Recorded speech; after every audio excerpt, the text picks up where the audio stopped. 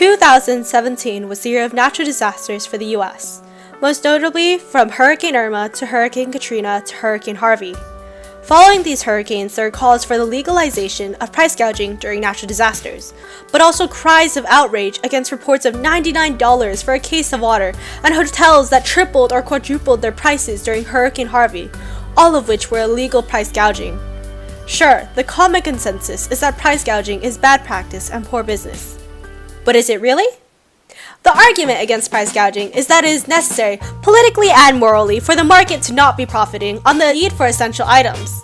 In terms of economics and the law of supply and demand and logic, we know that during natural disasters, supply begins to run low and demand skyrockets for basic necessities and supplies like generators, food, and water.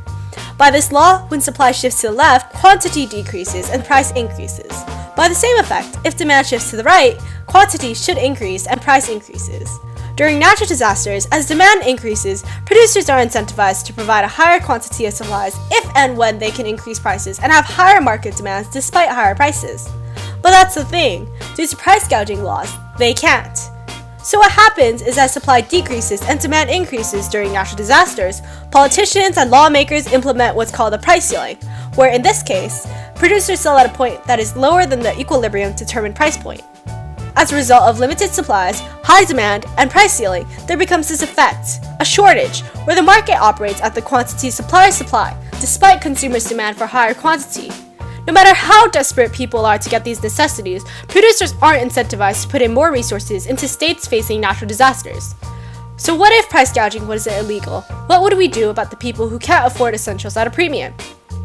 Without price gouging, victims of disasters, poor or rich, have no way of getting the supplies that they need. Ending limits on price gouging benefits the economy and welfare of victims in the end.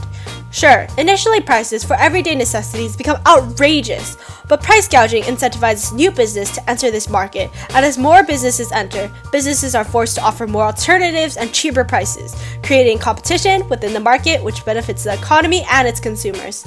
So are laws against price gouging protecting consumers, or are they just limiting the potentials of the economy and the free market and morally disrupting and slowing the process of recovery for victims of natural disasters? In conclusion, laws that prohibit price gouging during an emergency should be eliminated. Thank you.